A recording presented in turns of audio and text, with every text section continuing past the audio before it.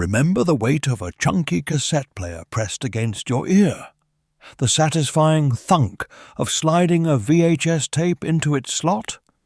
These weren't just gadgets. They were quietly rewiring how an entire generation of Britons lived, worked and connected.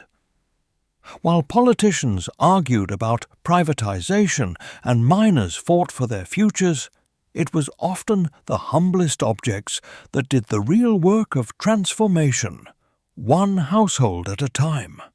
In the grand narrative of 1980s Britain, a story of social division and economic upheaval, the supporting cast of consumer goods often steals the scene, revealing how a nation's psychology was re-engineered from the inside out.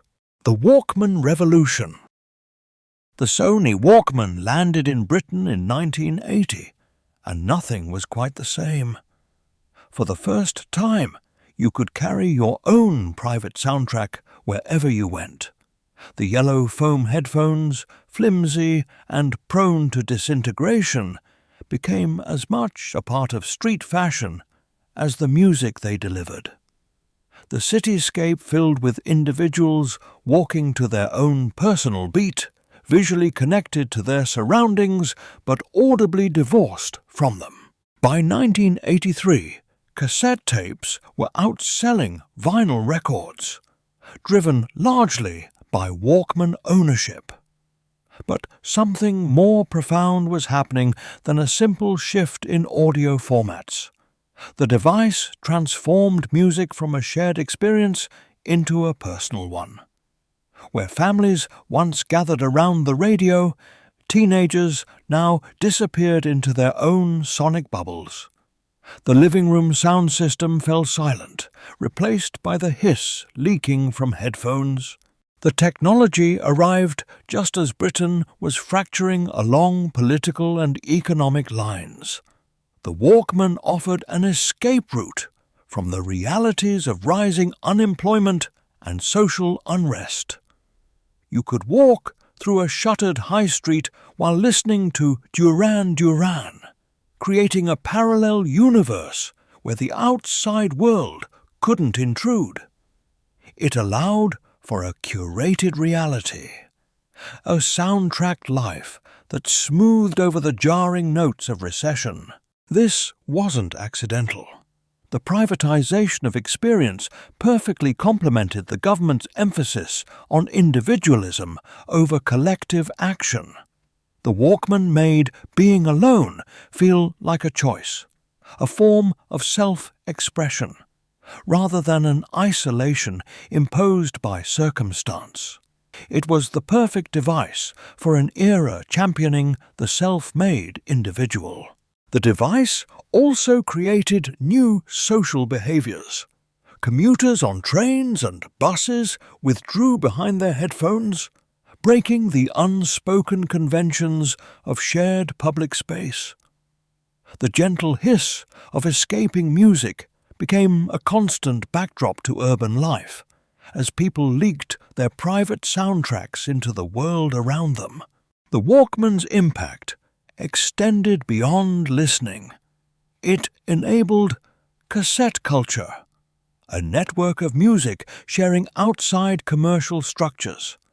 People recorded songs from the radio, copied albums, and created mixtapes. These carefully curated playlists became a new form of communication, a way to share identity and emotion. A mixtape could be a declaration of love, a balm for a breakup, or a coded message of rebellion. The sequence of the tracks, the hand-drawn cover art, the scrawled track list. It was a language understood by a generation. The brand name itself entered the Oxford English Dictionary in 1986, becoming synonymous with all portable music players. This linguistic victory reflected its cultural dominance. The Walkman hadn't just created a market, it had created a new category of human experience. The VCR Wars. The video cassette recorder didn't just change television viewing. It taught British consumers their first lesson in corporate warfare. By the early 1980s, every high-street electronics shop was a battlefield between two incompatible formats: JVC's VHS and Sony's superior Betamax. The format war played out in living rooms across the country. Families agonized over which system to buy, knowing the wrong choice meant obsolete equipment. Betamax offered better picture quality, but VHS could record for longer, crucial for capturing films off the television. Shop assistants at stores like Rumbelows became unwitting generals in this conflict, guiding anxious customers through the pros and cons. The decision felt momentous. You weren't just buying a machine, you were choosing which version of the future you believed in. VHS ultimately triumphed, not through technical superiority, but through practical advantages and lower costs. Its victory established a template for the consumer age. The best product didn't always win. The most convenient one did. The rise of video rental shops transformed the high street. Every neighborhood sprouted small stores lined with plastic cases, creating new social rituals.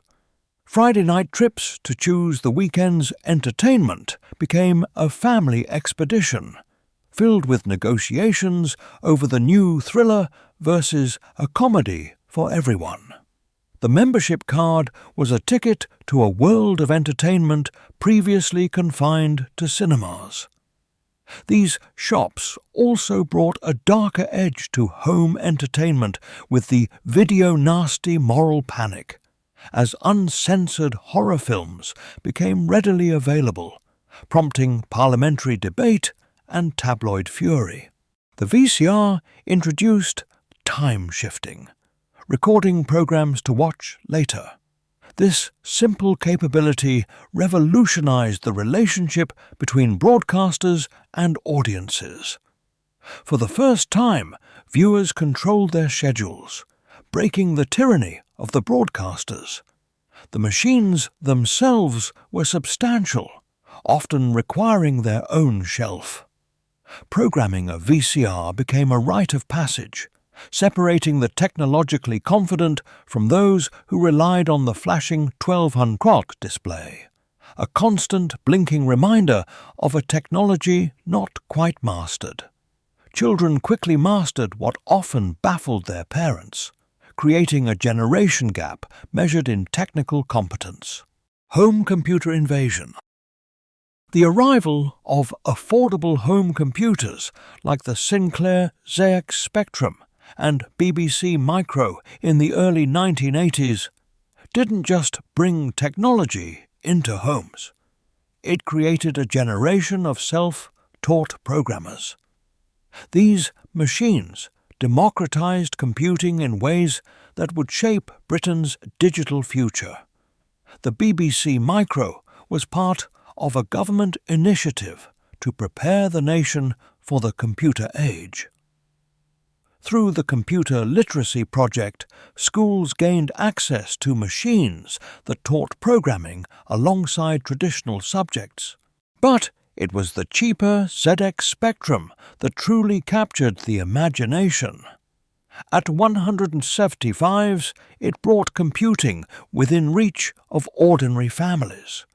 This sparked the phenomenon of bedroom coders, young programmers working alone, creating games and software that would compete with major corporations.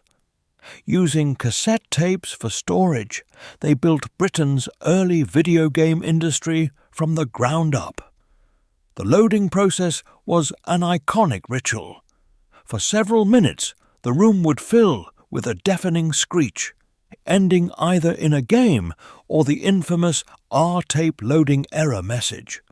Unlike the corporate-dominated markets in America and Japan, Britain's early computing scene was intensely personal and DIY. Teenagers learned programming not through formal education, but through trial and error, sharing knowledge via specialist magazines like Sinclair User and Crash. The computers themselves were temperamental. The ZX Spectrum's infamous dead flesh keyboard required precise pressure, while cassette loading frequently failed. These limitations taught patience and persistence alongside programming. The machines connected to family televisions, transforming living rooms into programming labs. The home computer boom created Britain's first generation of digital natives, children who understood that computers were tools for creation, not just consumption. They learned that technology could be bent to their will, a lesson that would prove invaluable. The microwave transformation. The microwave oven had existed for decades, but the 1980s consumer boom made it a standard kitchen appliance. By the mid-1980s, these humming boxes were reshaping not just how British families cooked, but how they lived. The microwave enabled the rise of the ready meal, dinners heated in minutes. Finder's crispy pancakes and similar convenience foods filled freezer sections, promising quick solutions to weeknight dinner dilemmas. More than saving time, the microwave represented a shift toward individualized eating.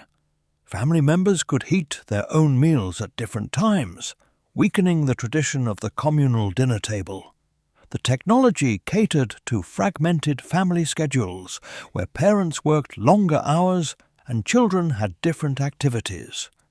The iconic ping of the microwave timer became the new dinner bell, summoning one person at a time. The speed came with trade-offs.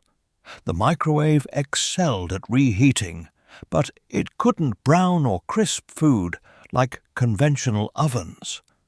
This shaped the development of new food products designed specifically for it, creating a category of cuisine that prioritized convenience over culinary tradition. Working mothers, in particular, embraced microwave cooking as a liberation from lengthy meal preparation, a practical solution to the double burden of a career and domestic responsibilities. Share certificate democracy. The privatization campaigns of the mid-1980s turned ordinary Britons into temporary capitalists. The 1986 Tell Sid campaign for British Gas became a cultural phenomenon designed to make share ownership feel as normal as shopping for groceries. Its friendly, avuncular tone successfully masked the complexity of the stock market. The campaign succeeded beyond expectations. Over 4.5 million people applied for British Gas shares, far exceeding predictions.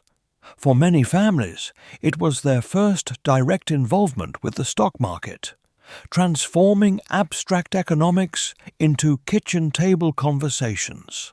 The share certificates themselves became symbols of a new relationship between citizen and state.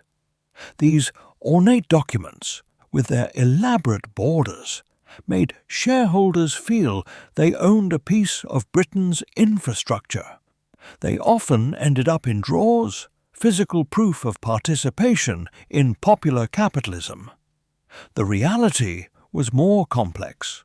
Many small investors engaged in stagging, selling their shares immediately for a quick profit. The privatization program grew from 3 million individual shareholders in 1979 to over 10 million by 1990. This created a new class of citizen investors, though their long-term commitment was often limited. The government was selling state assets while teaching citizens to think of themselves as customers and investors, rather than recipients of public services. This subtle shift in mindset was the policy's most enduring legacy: the death of communal objects. Perhaps the most profound change of the 1980s was the disappearance of things once shared. The red telephone box, a standardized public service, began its long decline after British Telecom's privatization in 1984. These cast-iron monuments to collective provision had stood on street corners since the 1920s, offering communication to anyone with coins. Unmistakably British, they were symbols of a state that provided universal services. The privatization of BT triggered a campaign to replace them with more efficient designs. The new models were cheaper but lacked gravitas. Public outcry led to many K6 boxes receiving listed building status, preserving them as heritage artifacts rather than functional infrastructure. This transformation from working public service to nostalgic monument captured the essence of the decade's changes. The rental television met a similar fate. For decades, families had rented their TVs, spreading the cost of expensive technology over monthly payments. The rental model made premium televisions accessible while providing maintenance. As television prices fell and credit became more available, families increasingly chose to buy. The shift from rental to ownership was more than economic. It represented a new relationship with technology. Ownership meant control, but also responsibility for repairs and replacement. By the decade's end, Britain had altered its relationship with the material world. Objects that had once connected people, shared phones, communal entertainment, collective services, had given way to private, personalized alternatives. The changes seemed small, but they were reshaping the social fabric in ways that would prove irreversible. The things we chose to keep and the things we chose to discard told the story of which version of Britain we were becoming. So, which of these forgotten things do you remember? Let me know in the comments below. And for more journeys into Britain's past, don't forget to subscribe to the channel.